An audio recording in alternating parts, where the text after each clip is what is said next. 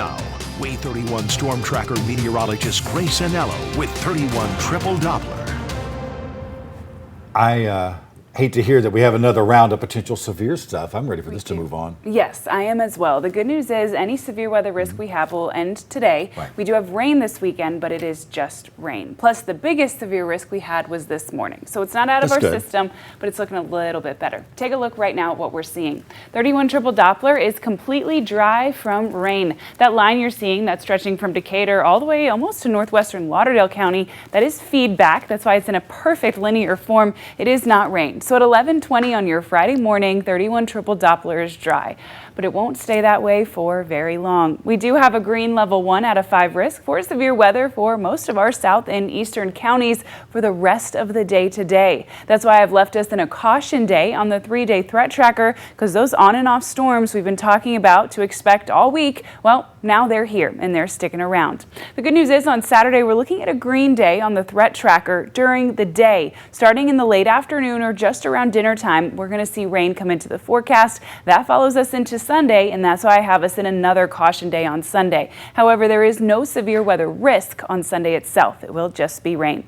Take a look right now at what we're seeing temperature-wise. 70 degrees in Muscle Shoals, 76 in Huntsville, and 73 in Gunnersville. Now, keep in mind, it's not raining right now, so if you're headed out and about to lunch, maybe drive with the windows down. It's actually quite warm weather. It's also quite muggy, though, if you can't tell by my hair, so that's something that you might want to plan ahead for. Here's what the rest of your day looks like. We'll reach a high temperature sitting in the upper 70s, and within the next hour or hour and a half, we'll start to see some rain and storms push into the shoals. As we head later into the afternoon, we'll increase what's called diurnal or daytime heating. That will fuel our storms, meaning we'll have pockets of storms essentially all over the Tennessee Valley, bringing gusty straight line wind and hail. So that's what's going to stay with us. Those hail levels are not expected to be severe. That means it's smaller than a quarter.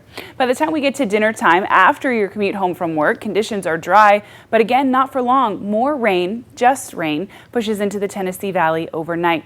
We'll dry out later on Saturday morning, reach a high temperature in the upper 60s. We're going to keep cloud cover all day, but the rain looks to hold off until the later afternoon. However, it comes and stays overnight and all the way through Sunday afternoon. It's coming with a cold front, and that's why it will be so much colder. Sunday's high temperature will be sitting in the upper 50s. Now, this is a brand new radar update as of about 30 minutes ago. There's a part of me that buys it. There's a larger part of me that doesn't. This is showing rain starting at 1 o'clock. I think we'll stay dry until at least 3 or 4, but I wanted to show you the earliest timing possible just in case, so you can be prepared for what we'll say is the worst case scenario.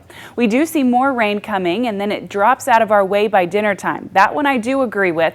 And then we see the main line itself coming close to bedtime on Saturday. Again, I'm in agreement. So the big thing is we saw a recent change with our low pressure system, and that'll determine exactly how much late lunchtime rain you see. I don't think we'll see quite as much as what was just shown. That rain stays with us through early in the morning. When you're heading out the door to church Sunday morning at 7:30, it is a washout. Now, it's not storms, but it is a whole lot of good old-fashioned rain, and that stays with us well through lunchtime. By 1:30 in the afternoon on Sunday, conditions are dry. We're left with cloudy skies, but at least we are rain-free for the foreseeable future.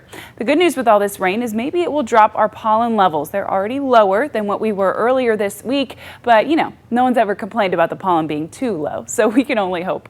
The good news is by the time we get to next week, we welcome back a whole lot of sunshine. We're cooler on Monday, sitting in the upper 60s, but then by the time we get to Tuesday and even head into the weekend, we're sitting in the 70s.